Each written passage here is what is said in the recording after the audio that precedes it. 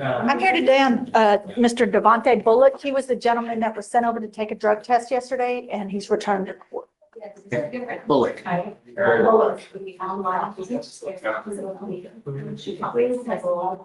Next door, I think they are. Bulock, Your Honor, Bulock was presumptive positive for THC and is pending a lab confirmation. Okay.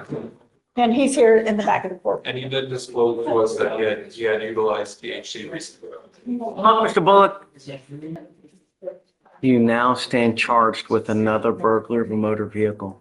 So they now have you on 2 charges of burglary of motor vehicle. I'm telling you that I'm going to do everything in my power to protect my public.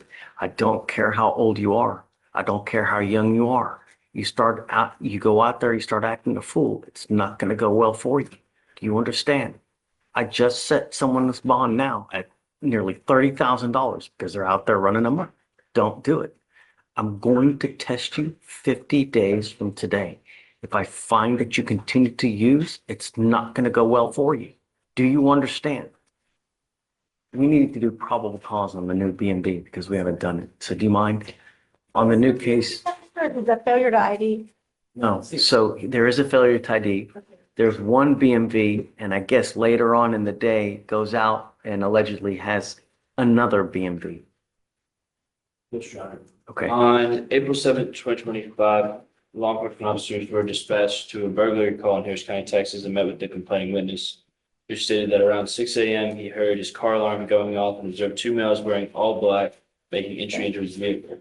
Another law enforcement officer that was dispatched to that location observed 2 males matching the description in the same area, and the defendant had complaining witness's key fob on his person that was in the middle console of the vehicle. I believe when they broke it. So that's how they put him, because he's got someone else's key fob. Yes, Your Honor. Okay. Then he was identified by movable AFIS. I think I need to get attached to that third one. We'll attach you to it now. Yeah. So do you want to file I guess another one because he has a new case?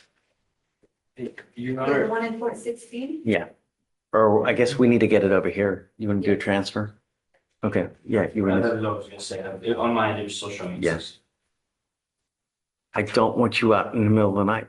I'm going to put a monitor on your ankle so I know where you are at all times.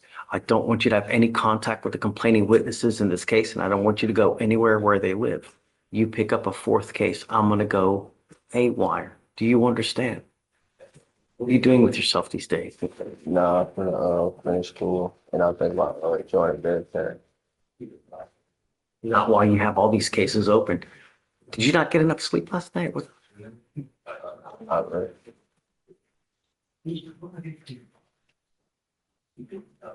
While these cases are open, you must either have a job or get back into school full time. When you have too much time on your hands, you become self-destructive. And the days of you just sitting doing nothing are not going to happen. I'm bringing you back in 2 weeks and I want to see what you have done to get a job. If you have done nothing, it's not going to go well for you. Do you understand? That's not. Do you have an ID? Okay, I want you to start going and applying for as many jobs as you can, or you get back into school. While these cases are open, military is not going to take you. I don't think if that's something that you want to go do, that would be great because that would give you great structure, which you probably really need. I mean, the military would be a fantastic idea for you that would really, could potentially put you on a career path that could just lead you to the clouds, really. What you're doing now, you're charged with 2 counts of burglary. You know what that'll do to your career? Who hires burglars? No. You think you won't even get financial aid with that kind of stuff? Really, it will hose your whole career. So for now, you must either get a full-time job, start looking into going back into school, but you doing nothing, it's not going to happen. Do you understand? All right. So what we'll do is we'll bring him back in 2 weeks. We'll see what he's done. I'm going to test you 50 days. Don't use. And I'm giving you a curfew of 9 p.m. to 6 a.m. Do you understand? Yes, sir. If I find that you're out past curfew, I will revoke all of your bonds. They're going to go high. Okay. Thanks. All right. Take care, Mr. Bullard. Mr. McQueen, you're charged with indecent assault. You're facing up to a year in jail and or a $4,000 fine. We are going to do probable cause. You have the right to remain silent. Anything you say can and will be used against you. You have the right to have an attorney present. If you cannot afford one will be appointed to you, sir. On April 4th, 2025, in Harris County, Texas, a law enforcement officer was dispatched to a sexual assault call and made contact with the complaining witness, who stated that her and the defendant, her stepfather, were on their way home. The defendant began talking about the CW's boyfriend and then stated he wishes that she was his so he could, and this is quoting directly, Your Honor, Say it. taste her, fuck her, and that her innocence draws him towards her. Once inside the residence, the defendant came up from behind the complaining witness, wrapped his arms around her, and proceeded to kiss and lick the side of the complaining witness's neck. The complaining witness attempted to get away from the defendant, but the defendant restrained her until they fell to the floor, and the complaining witness was able to break free, run to her room, and lock the door. The complaining witness is 19 years old. Mr. McQueen, I'm going to find that there's sufficient probable cause to go forward with your case. I'm ordering you as a condition of your bond not to have any contact with the complaining witness in this case. I'm now issuing what's called a magistrate's order of emergency protection. This is a court order that identifies her as a protected individual. You cannot commit family violence or an assault against this person. Commit an act in furtherance of an offense under section 42.072 of the Texas Penal Code, which is the stalking statute. You cannot threaten, harass, use another person to communicate a threat or harassing behavior. You cannot be in possession of a weapon or go within 200 feet of where she lives or where she works. Do you understand? Yes, sir. If you violate this court order, the state can and probably will file a violation of a protective order, and that is the capital murder of misdemeanors. Don't pick up a violation of protective order. Yes, sir. You're ordered not to have any contact and not to be in possession of weapons. Okay. Okay, so now we need to talk about a bond. Guys, what say you? Your Honor, due to the nature of the case and the defendant's criminal history, there's a stable request of a $5,000 bond. You said. What, was that 5,000, Judge?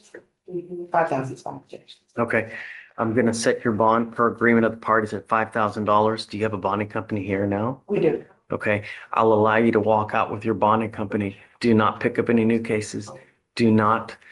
He has 2 prior AFMs. One of them against the same complaining witness. Can you please let me know? Yes, Your Honor, if I can just have a moment. Yeah. No, I know. He wants to make sure it's not. I don't know if, I see It's 2 not the- AFMs. it's not the I'm same just not, I don't believe it is the same person, Your Honor, from what I have. Small baby. Case. Yeah. Like 10 years. It is not some complaining witness, Your Honor. okay. So we'll set your bond at like I said, at 5,000. Don't pick up any new cases. Don't do anything to violate the conditions of this bond. Otherwise, it's not going to go well for you. Do you understand? Yes, sir. All I want is my community safe. I'm going to do everything in my power to protect it. So we'll have you now, reset or no? Are they posting their own bond? Yeah, Then we don't. yeah. We're not going to do a reset at this time because what'll happen is he'll get a 7-day, we can't essentially. So once he goes posts bond, you will get a 7-day setting. Just reach out to Victoria, email, and then we can give you a further date. So you just don't have to come back in a week. Thank you, Judge. We'll have him sign all his conditions. Now, do not leave until you sign your conditions. And after that, we'll let you go. And then we'll let him go with the bonding company. Thank you. Yeah. Okay. Thanks, guys. All right. Both of you are charged with criminal cases. You're charged with driving while intoxicated. Both of you have breaths over 0.15.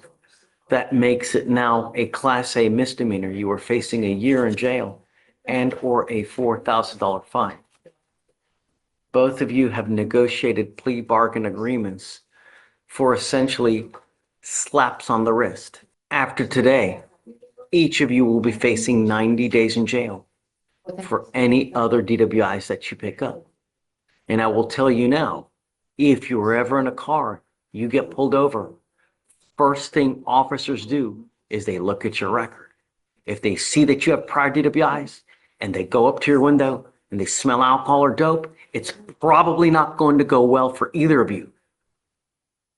So if I were you, I would never get into a car and drive, even if you've had a sip of alcohol, because you're taking a huge risk, especially if you're not in this country with permission. Do each of you understand? Yes, sir. Minimum of 90 days in jail from now on. No more slaps on the wrist. Both of you give up a lot of rights by entering into these agreements. You're pleading guilty to these charges. They will go on your record. They will be there forever. You're giving up the right to a trial, right to compel witnesses to testify on your behalf, confront and cross-examine your accusers. If you're not a citizen, there are possible immigration consequences. You can be deported, excluded from the country, denied naturalization under federal law. Both of you give up the right to appeal as well, meaning that once you plead guilty, there's no changing. Do each of you understand? Sí, señor. Yes, sir. Is this what you want to do? Can I say? Sí, señor. Yes, sir. Yes, sir. How do you, each of you plead to the offense of driving while intoxicated? Sí, es culpable, señor. Guilty, sir. Guilty, I sir. want you to understand that everybody makes mistakes. When you continue to make mistakes, when you endanger other people's lives, that's when we really come down hard on you. There is a $4,500 surcharge that would normally apply with these types of cases. I understand that mistakes happen, and I will take it off of you now. But if you make another mistake and you pick up another DWI, a second DWI, it's a surcharge of $6,000. And if you don't pay it, every $100 you owe, you sit 1 day in jail. Not to mention the minimum 90-day sentence that there is. So get a clue. If you want to drink 32 beers, 52 shots of tequila, take an Uber or find another way to get around. Do you understand? Sí, entiendo. I'm Yes, going sir. to suspend both of your ability to drive for 90 days. Do not drive. Otherwise, you will be back here. Mr. Chirinos, I'm going to sentence you to 6 days in jail. I will give you credit for the 2 days that you have done. Mr. Hernandez, I'm going to sentence you to 3 days in jail. I will give you credit for the 1 day that you have done. Good luck to you, gentlemen. Thank you, guys. Vamos. Okay. Mr. Pullard, you're charged with unlawful carrying of a weapon. You're facing up to a year in jail and or a $4,000 fine. We are going to do probable cause. You have the right to remain silent. Anything you say can or will be used against you. You have the right to have an attorney present. If you cannot afford one, one will be appointed to you, sir. On April 7, 2025, in Harris County, Texas, officers a theft chocolate gave a call and an off-duty officer who had detained the defendant and a co-defendant. The off-duty officer was informed by mall security that the co-defendant had stolen merchandise from Zumiez and passed all points of sale and ran out of the store. The co-defendant then ran to a car in the parking lot where the defendant and another individual were located. He blocked in the vehicle and were able to detain the defendant and the co-defendant. Officers found a handgun in the glove compartment of the vehicle. Didn't say the handgun belonged to him. And the officers observed a strong odor of marijuana. The officers what? Observed the strong odor of marijuana. Okay. The defendant did state he had weed or marijuana in his pocket. The officers retrieved a bag of a leafy green substance from the defendant's pocket. So he's a passenger though, right? Or was he the driver? I believe he was the driver. Let me make sure that's correct, Your Honor. He was in the driver's seat. That's correct. Mr. Pullard, I'm going to find that there's sufficient probable cause to go forward with the case. Can you run his license, please? Yes, Your Honor. What do you do in life these days, sir? I just finished electrician school out in Port Arthur. I just Great. recently moved back to Houston. Did you get your license or no? Only thing I have from the school was like a OSHA 10 certification, but and basic training of electrician, but it's more classes I have to take to Get on it, doggone it. What are you waiting for? You know? It's just a lot. I had a lot of family issues going on with like moving back and forth from Houston and Beaumont. Where I was staying at in Beaumont, our house, during the storm, it messed up, but I was only staying out there because of the school. But now our house is getting Are repaired. you living here in Houston now? Okay. I'm going to appoint your lawyer today, Mr. Pollard. I don't want you to get in any more trouble and I don't want you to use. You're not to be in possession of weapons. I'm going to test you 50 days from today. If I find that you're using, it's not going to go well for you. You understand? I don't want you hanging out with the co-defendant in this case as well. You know, it just, you're on a fast track to nowhere. You have the opportunity to get a really good job. Electricians can make, I mean, a killing if you do it well and you get on it young. Well, you're now, but you're on, I'm telling you, this is not a good way to start. Do you understand? So I'm bringing you back in 2 weeks and I want to see what you have done to further your electrician career. Get back into school, get back into so you can get your license. Do you understand? Your Honor, his driver's license is eligible. Great. You may drive as long as you have liability insurance as well. You cannot drive unless you have car insurance. You understand? I'm making that a condition of your bond as well. Okay, so to test in 50 days, no alcohol, no illegal drugs, and back in 2 weeks to see what he's done for school or work. Okay. All right. I'm going to appoint your lawyer today. You're going to sign a reset with Victoria. You'll meet with Anthony for pretrial services, and then we'll have you take a seat in the jury box. Please. This way. Good morning, Mr. Williams. Sir, you're charged with assault of a family member. You're facing up to a year in jail and or a $4,000 fine. We are going to do probable cause. You have the right to remain silent. Anything you say can or will be used against you. You have the right to have an attorney present. If you cannot afford one will be appointed to you, sir. Okay. Thank you, Judge. On December 2025 in Harris County, Texas, officers were dispatched to disturbance. Officers made contact with the defendant who had blood on his face, near his beard and lips, and denied that anything was happening. The officers then met with the complaining witness who had a large wound on the bridge of her nose and was still bleeding. Officers also observed blood on the hood of the car. The complaining witness stated that the defendant is her boyfriend who had come home and started asking her, "Where is the other guy at?" And then proceeded to punch the complaining witness in the face, causing bleeding. Yes, Your Honor. All right, sir, I'm going to find that there's sufficient probable cause to go forward with your case. There's a protective order that has been issued in this case. Get to know it. If you do something to violate the protective order, the state can and probably will file a violation of protective order. It's one of the worst cases you can pick up. At this point, do we know whether she wants to have contact with him or not? You just have one moment, Your Honor. There is a rip call. I don't know if she wants to have contact with you or not. Until we know whether she does, I want to honor her wishes. If she doesn't want to have contact with you, I'm going to order you not to have contact with her. If she does, then we can modify the conditions. I just don't know at this point. Your Honor, may I say, I spoke with her, as a matter of fact, yesterday. She reached out to me because she wanted to do an affidavit of non-prosecution, and she wanted this case to be dismissed, and she did want to have contact. Of course, I advised my client that there's a protective order in place, so regardless of what she wants, unless the judge gives permission, he couldn't. But from my understanding. The state can confirm that, Your Honor. You can confirm? Wants contact. Okay, so I am going to order you at this point not to have any threatening or harassing contact with her. You need to understand that what is threatening or harassing doesn't matter what you think. I don't care what you think. It's what she perceives. So if you go like this to her, that is most certainly threatening, harassing, and it can land you right back in jail. There's a lot of vindictive people in this life, and I don't know what kind of relationship you have with her. But if it's something that you're constantly butting heads, I would be very careful because she calls and makes the slightest, you're the one that's going to end up back in there. Do you understand? All right. So what we'll have you do? That's a different thing. I have different. Oh, this is not that. Okay. So I'll modify the bond condition. What I'm going to do is I'm going to take off the residential restriction. However, everything in this order still applies and the stuff that you shouldn't do anyways. So make sure you read it and know what it is. You have a lawyer. Because you have a lawyer, I will waive your appearance, but it is your responsibility to stay in touch with her. If she tells you that she can't get a hold of you because you're playing games, you pick up a new case or you become a danger to my community, it's not going to go well for you. Do you understand? Good. I hope so. All right. So we'll have you sign a reset. Don't leave until you sign our bond conditions. And after that, you'll be free to go. Thank you. Yes, ma'am. I was appointed to Mr. Mendoza on your in-custody docket. He has 2 cases of assault, family violence that was a prior bond forfeiture, and a failure to ID.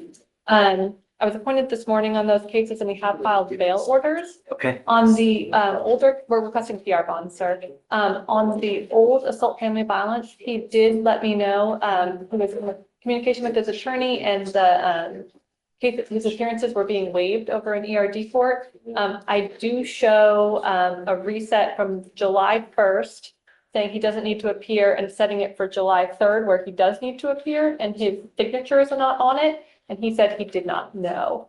But He picked up a felony violation of a bond condition. that's correct, Your Honor. That was filed as a to-be warrant. So Gonzalez.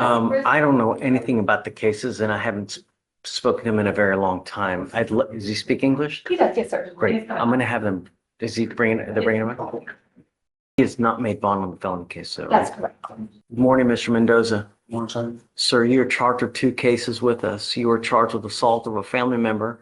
You're now also charged with failure to identify oneself to a peace officer while being a fugitive from justice. That allegation kicks it up to a Class A, so you're also facing a year in jail and or a $4,000 fine.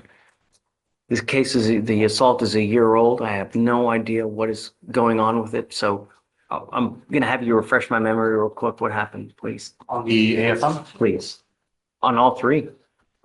So on the AFM, which is the original charge, on April 6, 2024, officers spoke with a complainant witness who stated she was involved in a physical altercation with the defendant after the defendant became upset with her over food and struck her several times with a closed fist in the nose and mouth, causing her pain and visible injury. Officer observed the complainant witness to have a swollen bottom lip with a small laceration, and she was holding a bloody towel that she used for her nose. Defendant was identified by his Texas driver's license, and the defendant and the complainant witness have been in a dating relationship for 8 years.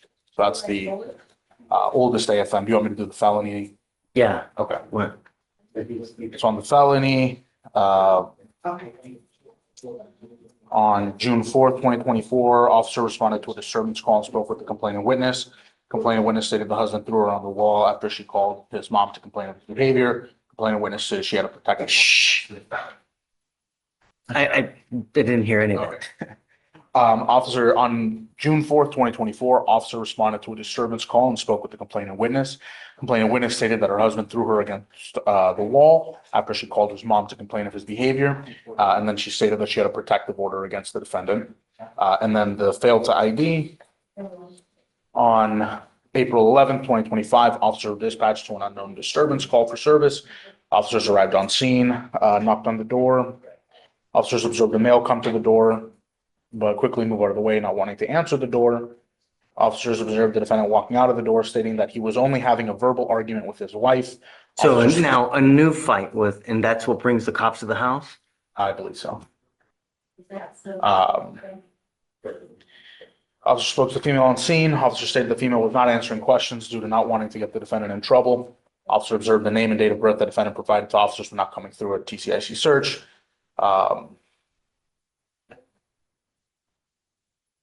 Officers advised the defendant that if he does not have proper name and date of birth, he'll be charged with failure to identify. The defendant then confessed and provided his real name and date of birth. The defendant stated he did not want to go to jail for a warrant that he had. And then the officer observed that he had a felony and misdemeanor warrant.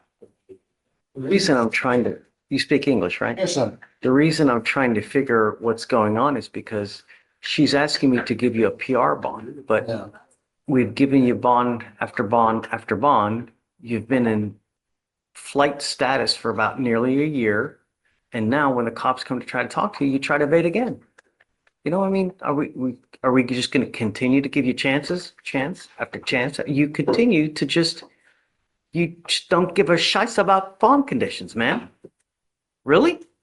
I mean, I get it that he may have not signed it or whatnot, but you can't just be out of sight, out of mind for an entire year and expect good things to happen. So, I mean, really, we've given you PR bond after PR bond. It would just, at some point, I have to say when, so that we mean business. There's no more revolving doors, really. Your Honor, on the original AFM, it looks like they did do a written call. The complainant advised that the reason that she had a bloody nose is because she does drugs and was doing cocaine. He did have the PR bond. The VPO was a 2B warrant, so he wasn't given bond and didn't come on that one. Yeah, but he had a warrant sought for both. Apparently knew about them.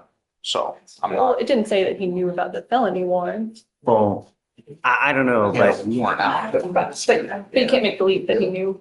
felony warrant. I mean, I can, if you want a bond reduction, I'm willing to give you a bond reduction. I'm not going to give you another PR bond, dude. really, I'm just, no more PR bonds. And you know, you've got these cases out.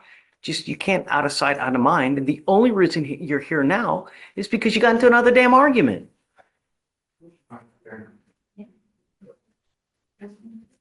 So, Mr. Mendoza, I'm now issuing another protective order on this case. And I want you to understand that the Texas Constitution does not allow me, but in extremely limited circumstances, to have a hearing to hold someone at zero bond. This is now one of those cases. If you continue to violate protective orders, we can have a hearing to hold you at no bond. Do you understand? I don't want you to have contact with this person. No means no. Doesn't mean, please, baby, get me out of jail. Every phone call is recorded. Take note when you're making phone calls. Every phone call is recorded. Do you understand? Yes, sir. I'm not asking for much. All I want are my streets to be safe. And if you can, Yes, sir. just don't have any contact, don't have any weapons, and that's it. Sir. If you want a bond reduction, I'm happy to give it to you, but I'm not going to just continue to give homeboy PR bond after PR bond after PR bond. Just not, you know. Would the court be willing to reduce the bonds to $1,000? I'll cut it in half. So on the assault, 2,500. I'm going to leave the failure to ID as is. But I'm telling you now, I don't know if you're going to get out, but if you do, there is a residential restriction. You cannot go within 200 feet of where she lives or where she works. Do you understand? Yes, sir. No alcohol, no illegal drugs. You will be randomly tested. No contact and no weapons. Do you mind? All I need you to do is file the MOA because we'll have him, pre-trial is going to, make sure that you're in compliance. All right, Mr. Mendoza. So what we'll do is the felony case is set for June.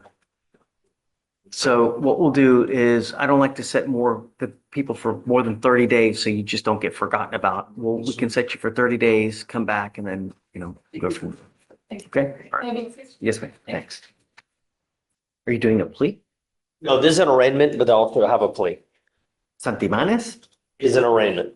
109 days old. Yes, apparently, we just got hard on this case. Apparently, he was supposed to come to his first setting. But he tells me he couldn't get a ride, so he didn't come. So here we are. He posted a new bond. So it's as though we're starting over.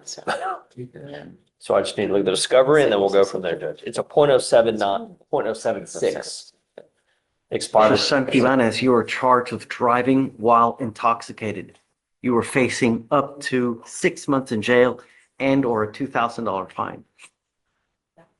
We are going to do probable cause. You have the right to remain silent. Anything you say can or will be used against you.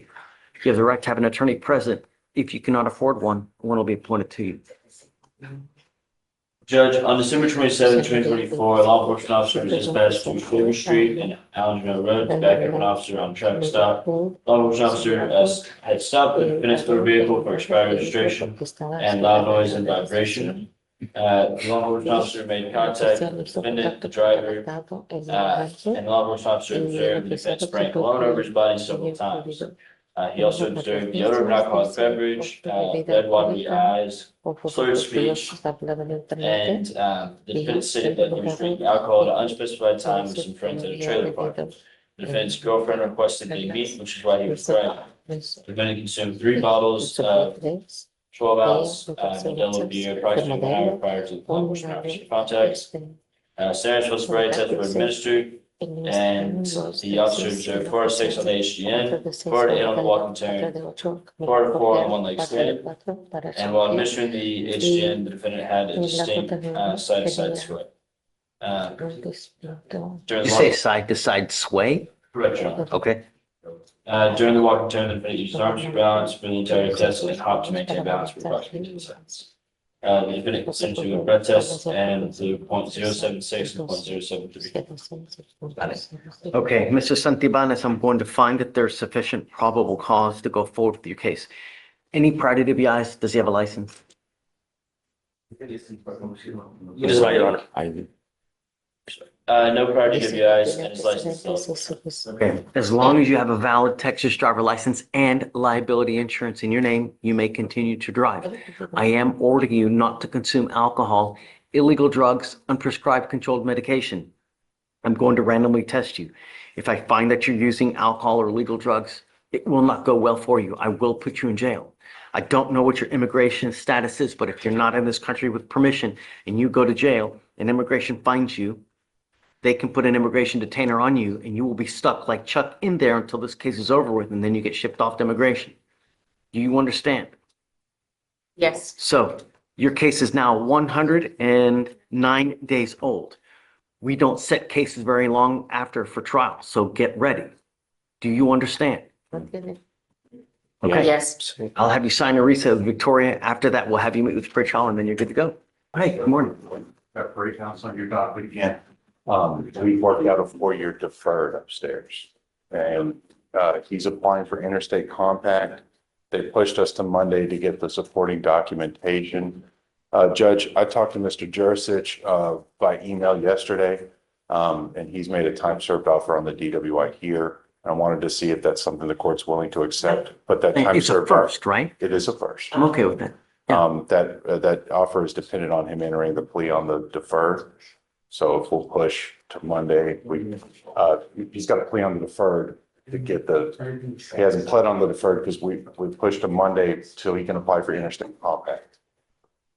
Because he's a California resident. Come up, Mr. Greathouse. Is that okay? Okay, just check. Probably around the 180 mark, I think it was. Of course. I don't have a problem with it. Yeah. You have to be very, very careful. You know, here in our court, we do the fugitive cases. So I handle all the cases here where someone gets arrested in Harris County for an open warrant they may have in any other state, Wyoming, Delaware, California, Oklahoma. If you have a warrant that originates in another state and you're arrested here in Harris County, I handle all those cases. One of the cases that is most difficult and frustrating to deal with are the Interstate Compact cases.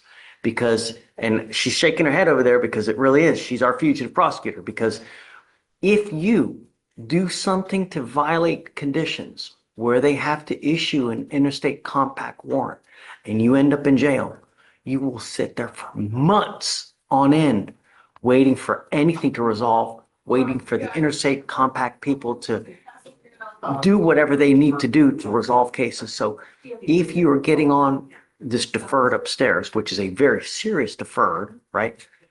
And you violate conditions and they have to issue a warrant, you could be months upon months sitting in jail. So the only thing I'm trying to tell you is take it seriously. Don't take it as a joke. Everything is done on timing, so you got to do stuff on time. Don't take off. It's the worst thing that you could possibly do when you're on a deferred. Just do what you're supposed to do, and everything ends up well. When you don't, on these Interstate Compact cases, it's a complete nightmare. You want Monday? Yeah, please. Absolutely. Thank Okay, so we'll push you off Monday, and then we'll see you. Okay. This is on Helsinki. Al-Salkini. Yes, Your Honor. That's the only issue we may run into. Okay, Your Honor, we have reached a resolution in this matter. The state has made another offer, which my client is interested in. However, I'm taking into consideration the language barrier here. I'm not sure, but I have to I double have a check. translator. No, I'm saying, he understands that an offer is a BIP class. The thing is, I'm trying to see if the BIP class is offered in Arabic. That may be the only thing. It's an online. Yes, I'm quite sure they can. Hold on. Yeah. It's an online bid class. Yes, sir. I haven't seen one, so I didn't want that to be an issue when it comes to timeliness. I usually have experience on these courses. Usually they provide an interpreter. Okay. They'll Even provide. for the classes. Okay. Is that something we have to request? prior to? Yes. Yeah. Okay, okay, For each class. okay. I'm sorry to just interrupt. I was That's just okay. sharing my That's all right. experience. Okay. Because most of them I've seen are English or Spanish, but I didn't know if that would be, Arabic and French too. okay. So how are we going to get that done? I mean, his case is 227 days old. I'm going to give you guys a couple weeks to get it done. Yes, we can figure it out. I'll figure it out. And then I'm going to tell him I'm setting his case for trial. 'Cause it's- I'll figure it out. So- If she gave a possible alternative as far as getting an interpreter in to assist with the course, so I can. Mr. Al-Salkini, come up. I didn't know that was out there, an option. Okay, guys, I'm going to have a translator interpret, so please keep quiet. Okay, Ms. Kuja, thank you for coming. Will you raise your right hand? Do you solemnly swear to interpret word for word what transpires here? I swear. Okay, thank you. Mr. Al-Salkini, you were charged with assault of a family member. مرحبا أستاذ السكين. أنت هنا اليوم بتهمة الاعتداء على أحد أفراد الأسرة. Your case is old at 227 days. ملفك قديم هو 267 يوم. It appears that you have worked out a plea bargain agreement that you wish to accept. حضرتك اتفقت على يعني إدانة اللي يعني ناقشت إدانة واتفقت عليها، حابب تتفق على هذه الإدانة؟ Yes. Due to the age of the case, I'm giving you 2 weeks to complete this class. بما إنه الملف قديم راح أعطي حضرتك أسبوعين من شان تخلص الحصص. If it is not complete, your case will be set for trial. إذا ما تم انتهاء أو استكفاء الحصص بأسبوعين فراح أرسل ملفك للمحاكمة. Okay, so we'll give you whatever date you want, and then we'll see you in 2 weeks. Yes, sir. Okay. Thank you. All right. Happy Good luck, sir. holidays. Thank you, so. Thanks. Let's dance. We are approaching on Mr. Cassius Bond. He's in custody, fugitive case. Bond? Bond. Bond wants a bond? No, he does not. He signed a waiver. We're approaching to see if you want to admonish him, which I think he would need. So what's the problem? What happened? Because I can't look at anything. Nothing's working. Judge, he has cases from Tennessee. I'm not sure that's what you're asking, but he hadn't signed a waiver yet. We just got that Okay, signed. so yeah, do you mind bringing up Mr. Bond? All right, so theft of property, identity theft times 10. Yes. Fraudulent use of a debit card, 60,000 to 250,000. Wow. And he's on deferred for burglary of a habitation. That I believe he just took. Yeah, he just. Yeah, And he wasn't aware that he had a hold whenever he took that offer. Good morning, Mr. Bond. Good morning. Shh. So the reason I'm bringing you out now is you need to make a decision on what you would like to do. You are wanted out of the state of Tennessee, specifically the county of Rutherford, for theft of property, 60,000 to 250,000, identity theft times 10, fraudulent use of a debit card from 60,000 to 250,000. You're wanted for those whole host of charges. There are 2 things that you can do. Well, specifically 3 things. So they want you. You can either waive extradition. If you waive extradition, we give Tennessee 14 days to come get you. If they don't come get you within the 14 days, Harris County releases you. If that happens, that warrant will always remain in effect. And it will always remain in effect until you go back to Tennessee and take care of it. The problem is if you don't, at some point, it's going to hose you because you just entered into a deferred upstairs on a Berg hab. So If you are in the middle of you're deferred upstairs and then all of a sudden you get taken there and you spend 2 years there, you're going to get hosed on this probation here. So the idea is that you try to take care of everything now while you're still have the understanding of upstairs.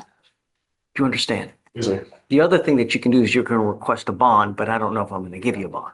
You know, the other thing is you can fight extradition by saying, you know, hey, it's not me. They got the wrong person. So what I can do is I can, you know, put you back now, have you talk to the lawyer that we've appointed you to see what you want to do. Okay? Do you have any questions? Yes, sir. Okay. I guess let me know what you want to do and go from there. Yeah. Okay. Thanks. Morning, Judge. Hi. I'm here on an off-docket matter. It's a request to amend bond conditions that is unopposed by the DA's office. My client, I guess we'll give the case number. What's the cost number? It's 2553235. Is this on Miss Iwoma? Yes, it is, Your Honor. Okay. I'll make- Situation is that her husband has been given a promotion, and in late May, I think May the 27th, 26th, is being transferred to Blythewood, South Carolina, which is near Columbia, South Carolina. Okay. And she would request that she be allowed to go to South Carolina with her husband and appear either virtually at court appearances or be allowed to fly back to Houston for court appearances. I don't think that there are any travel restrictions now, but it's a DWI second. So she must still comply with the conditions that she has as far as whether she has an interlock, whether she has a scram, whatever the conditions are. I'm okay with her going. I don't care where she goes, as long as she's in compliance with the bond conditions and she doesn't pick up any new cases. That's my only concern. That's fine. Did you get the cause number, Anthony? Do we want to make adjustments to the random drug test requirement? No, I don't want to do anything special. I mean, she's got to remain in compliance. So the problem is that she may get called upon to do drug or alcohol or drug testing. If she does, she's going to have to go to a Quest diagnostic wherever she is. She could get that done there. I will not accept Punka City, a better drug test, because I want a reputable lab that's ASCLD certified, and I know that's not something where you can just buy a result. And I think that Quest is, pretty reputable. So if she gets called upon to do a drug test, she needs to go to a Quest, and it's on her to get it to you guys, to get it to us, so we know. She's still going to have to come down. Does she have an interlock or does she have a scram? Well, she's still going to have to come down to get it calibrated. Okay. So that's on her to come down to get it calibrated. And I don't know how often. She probably does that like once a month, I would imagine. So she's still going to have to get that done. That's not something that you can do remotely. So as long as she's in compliance, I'm okay where she goes there. It's in the calibration period to make it every 2 months. Could you extend the calibration to every 60 days rather than every 30? Because then I don't know if she's like out there and it'll take a while for me to, because I mean, theoretically, I'll extend it to 60 days. It's going to get her time to get over here. It takes me at least a couple of weeks to get it. So if she drinks on that day, I'll get the violation in 90 days. And then it just, Sure. yeah. So the thing is I can't show you guys favorable treatment that I wouldn't show to anybody else. All right. I want to be fair to every single person. Everybody gets treated the right way. So they're the same way. So I'm not saying no, but you just have to comply with the conditions. Okay. It may be more arduous because you're going there, but hey, that's the cost of doing business.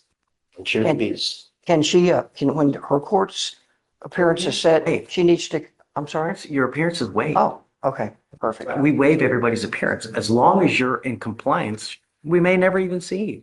Well, this is a second, so it's definitely gonna, at some point, we're gonna see her. All right, got it. Done. All right, well, that's all I we guess. have, Judge. Thank you for your time. Sure. Thank you very much.